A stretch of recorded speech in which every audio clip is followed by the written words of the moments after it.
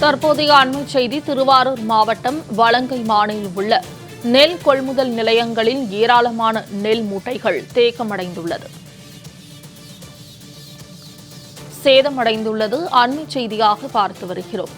கொள்முதல் செய்யப்பட்ட நெல் மூட்டைகள் அரசின் சேமிப்பு கிடங்குகளுக்கு செல்லாததால் மழையில் நனைந்து சேதமடைந்துள்ளது. கூடுதல் தகவல்களை வழங்குவதற்காக செய்தியாளர் மணிகண்டன் இணைப்பில் உள்ளார். மணிகண்டன், கூடுதல் விவரங்களை பதிவு செய்யலாம். திருவாரூர் மாவட்டம் என்பது விவசாயத்தை பிரதான தொழிலாக கொண்ட லட்சக்கணக்கான விவசாயிகளும் விவசாய தொழிலாளர்களும் இங்கு பணியில் ஈடுபட்டு வருகின்றனர்.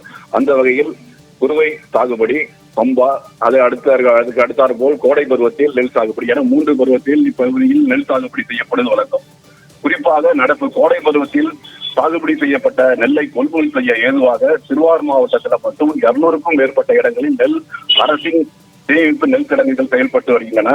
இத்தகைய தமிழ்நாடு நுகர்பொருள் வாணிபக் கழகம் மூலமாக செயல்பட்டு வரும் இந்த நேரடி நெல் கொள்முதல் நிலையங்களின் மூலமாக விவசாயிகளிடமிருந்து உடனுக்குடன் நெல் கொள்முதல் செய்யப்படுவது வழக்கம். அந்த வகையில் வலங்கைமான் வட்டத்தில் மட்டும் தற்போது சுமார் 40க்கும் மேற்பட்ட இடங்களில் நெல் கொள்முதல்கள் செயல்பட்டு வருகிறது. அந்த வகையில் பாடகச்சேரி, மாணிக்கமங்கலம் உள்ளிட்ட சுமார் 40 இடங்களில் நேரடி நெல் கொள்முதல்கள் செயல்பட்டு விவசாயிகளிடமிருந்து கடந்த 1 மாதத்திற்கு காலமாக நெல் மூட்டைகள் பெறப்பட்டுள்ளன. அத்தகைய நெல் மூட்டைகளானது ஒவ்வொரு நேரடி நெல் கொள்முதல் நிலையங்களிலும் 6000 முதல் 7000 நெல் மூட்டைகள் வரை தேங்கி கிடந்து வருகின்றன. அதற்கு முக்கிய காரணம் நெல் கொள்முதல் செய்யப்பட்ட போது அத்தகைய நெல் அரசினுடைய சேமிப்பு கிடங்களுக்கு உடனுக்குடன் ஏக்கம் செய்யப்படுவது வழக்கமாக இருந்து வருகிறது. ஆனால் இந்த பருவத்தில், இந்த கோடை பருவ நெல் கொள்முதலில் இத்தகைய நடைமுறை பின்பற்றப்படவில்லை.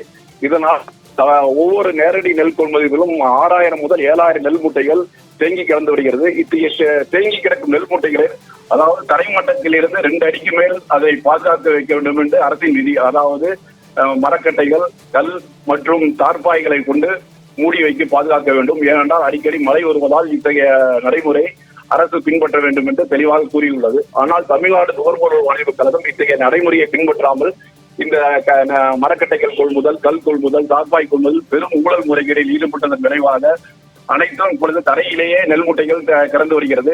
இத்தகைய நிலையில தான் நேற்று இரவு கடந்த 1 மணி நேரத்துக்கு மேலமாக வலங்கைமான் உள்ளிட்ட பகுதியில் கனமழை பெய்தது. இதனால் அரசின் நேரடி நெல் கொள்முதல்களில் விவசாயிகளிடமிருந்து பெறப்பட்ட நெல் மூட்டைகள் மழையில் நனைந்து சேதமடைந்துள்ளது. இதனால் பெரும் பொருளாதார இழப்புக்கு அரசு ஆளாக வேண்டிய நிலை எழுந்துள்ளது. இதற்கு முக்கிய காரணம் கொள்முதல் நிலையங்களில் விவசாயிகளிடமிருந்து வாங்கப்பட்ட நெல் மூட்டைகள் முறையாக பாதுகாக்கப்படாததான் காரணம். இதற்கான தண்டத்தொகையை அந்தந்த கொள்முதல் நிலையங்களில் பணியாற்றும் கொள்முதல் பணியாளர்கள் இயற்கை இழப்பீடு என்ற நிலையில் இழப்பீடாக வசூலிக்கப்படுகிறது. இதனால் கொள்முதல் நிலையத்தில் சொற்ப வருமானத்தில் பணியாற்றும் பணியாளர்கள் மிகுந்த மன உளைச்சலுக்கு ஆளாகியுள்ளனர். குறிப்பாக இந்த நேரடி நெல் கொள்முதல் செய்யப்படும் நெல் தான் பொது விநியோக திட்டத்திற்கு சென்று அங்கே ரேஷன் கடைகளில் பொதுமக்களுக்கு அரிசியாக வழங்கப்படுகிறது.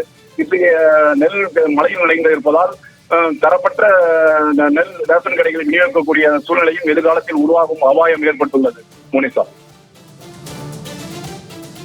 மணிகண்டன், தகவல்களுக்கு நன்றி.